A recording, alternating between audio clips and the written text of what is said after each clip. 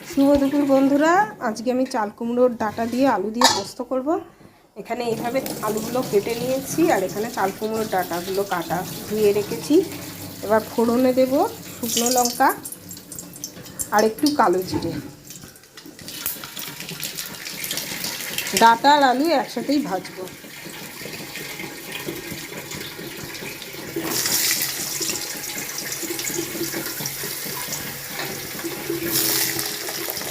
এটাকে আঁচ কমিয়ে ভাজবো।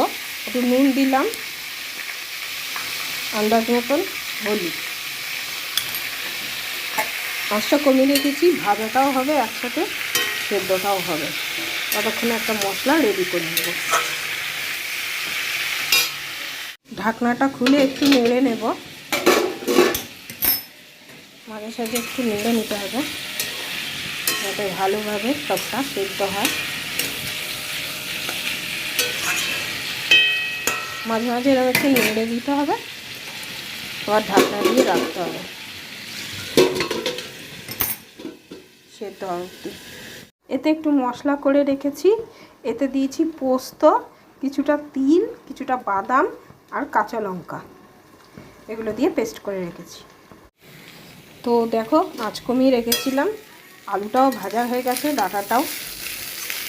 এবার আমি মশলাটা দিয়ে দেবো। এতে যে মশলাগুলো বলেছিলাম সেটা দিয়ে দিব।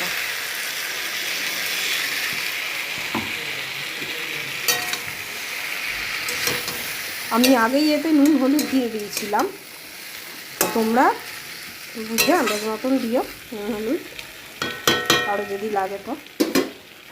এত আমি পোস্ত করছি তাই হলুদ খুবই কম দিয়েছিলাম, তাই একটু সাদা সাদা লাগছে। এবার এটা আঁচ বাড়িয়ে ভেজে নামিয়ে নেব। তো ডাঁটা আলু পোস্ত আমার রেডি। নামানোর সময় একটু মিষ্টি দিয়েছিলাম, সেটা তোমাদের দেখানো হয়নি। নামানোর সময় একটু মিষ্টি দিয়ে নামাবে, এইভাবে করবে, ভালো লাগবে খেতে।